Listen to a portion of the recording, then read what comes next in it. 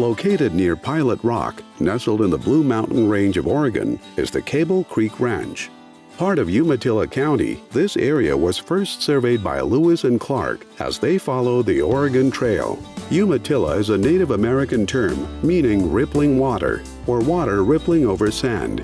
The gold rush of 1862 brought miners and cattle operators to the region. Eventually, the railroad followed in 1881, which opened the area up to even greater farming and ranching opportunities for the early settlers. The fertile ground of Umatilla County meant that agriculture was king from the start. Kable Creek is deeply rooted in the glory days of Oregon's ranching and sheep history. The total number of sheep and cattle during this heyday is difficult to estimate, but historians say individual livestock numbered over 1 million. Ranchers from eastern Oregon drove their flocks into the higher altitude pastures of the Cascades and Blue Mountains. The livestock business was a critical part of Oregon's history and was the primary way that Euro-Americans were able to survive in this new and wild part of the country. This same area is now known worldwide for being the home of the Pendleton Roundup, located only a half hour to the north of Kable Creek Ranch. Hi, I'm Garrett Zoller. Welcome to the Kable Creek Ranch. My business partner and I, Tim O'Neill, are one of the founders of Landleader. This 34,500 deeded acre cattle ranch is nestled in the Blue Mountain Range of Northeast Oregon. Bordered on two sides by the U.S. Forest Service, this ranch is undoubtedly affected by the warm Pacific storms that march up the Columbia River Gorge, providing a much longer growing season than most of eastern Oregon and other areas in the region. In conjunction with the 27,000 acre adjoining U.S. Forest Service allotment, this ranch is traditionally maintained 500 mother cows, 1,500 plus minus yearlings, 300 feedlot, and 450 bred heifers annually. It's not uncommon to only have to dry feed for 3 to 4 months a year. The ranch is actually sectioned into two parcels by design. The northern parcel, known as the Butter Creek parcel, is actually south-facing slopes, allowing turnouts as early as April.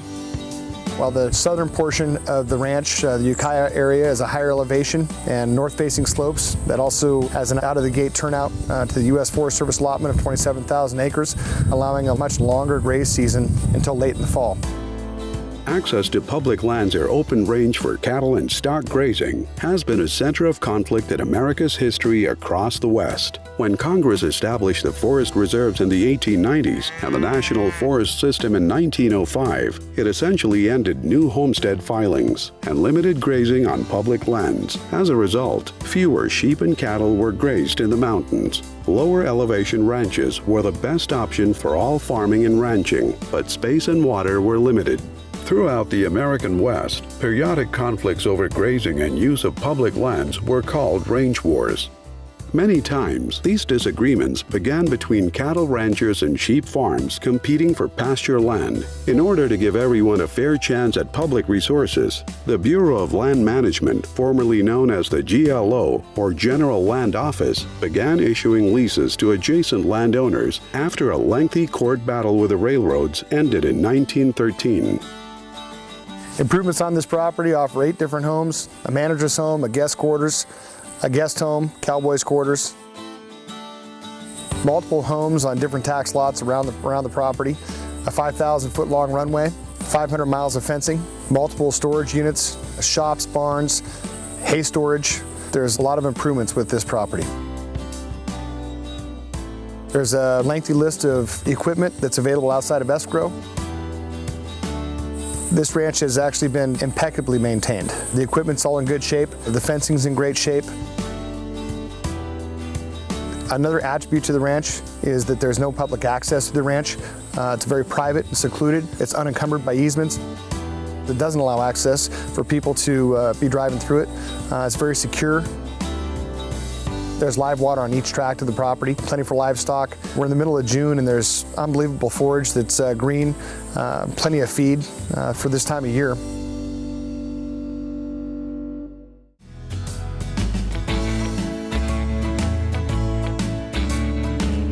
Land and Wildlife was founded in 2008. We currently operate in Oregon, Washington, Idaho, We specialize in farm, ranch, and rural properties. We currently have about 30 brokers that are spread out throughout the Pacific Northwest, specializing in the type of properties that we focus on. Anybody can get a real estate license. That can be taught pretty easily. But having that passion for the outdoors, growing up in the outdoors, camping, fishing, hunting, that just can't be taught. We have foresters that work for us. We have timber fallers that work for us. We have folks that have had a vast background in farming and ranching. Our tagline is that we live the lifestyle we sell, and that's exactly what we intend to do. The wildlife on this property is plentiful and healthy. The ranch provides a multitude of species, everything from black bear, cougar, obviously coyotes and predators, to the most sought after mule deer and white-tailed deer. It hasn't been uncommon for me to see 500 to 1,000 head elk showing this property. It's absolutely breathtaking. Elk are rampant. That's the best I can say. Rubs everywhere. It's thick. There's areas that are open. There's deep canyons.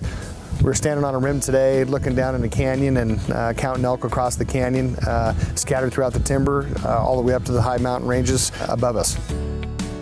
And it's not just in certain pockets of the ranch. I've seen them at every location of the ranch at various times of the year.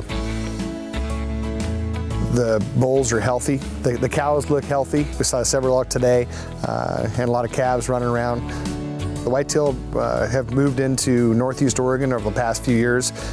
Rumor has it that there's some whitetail in this area that are pushing 200 inches. Hard to believe, but there's some really nice whitetail in this area. Obviously, mule deer have always been strong in northeast Oregon. There's potential for outfitter income. LLP tags actually come with the property, so it has an exceptional recreational value. There's as many as 14 different landowner preference tags available with this purchase. That's for each species, elk and deer. The timber section of Ukiah provides an outstanding opportunity for archery season.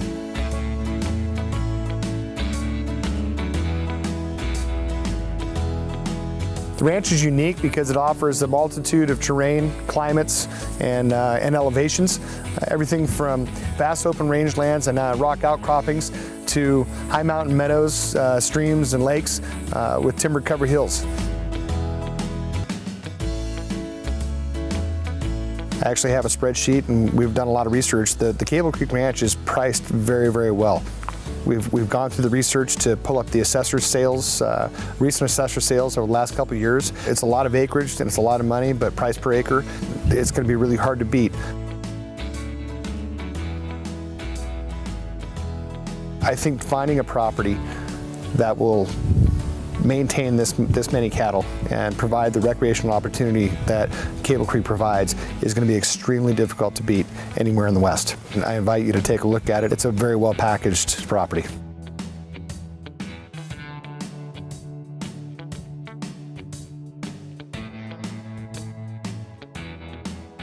Kable Creek Ranch is a once-in-a-lifetime opportunity to be part of the rich ranching history in Oregon.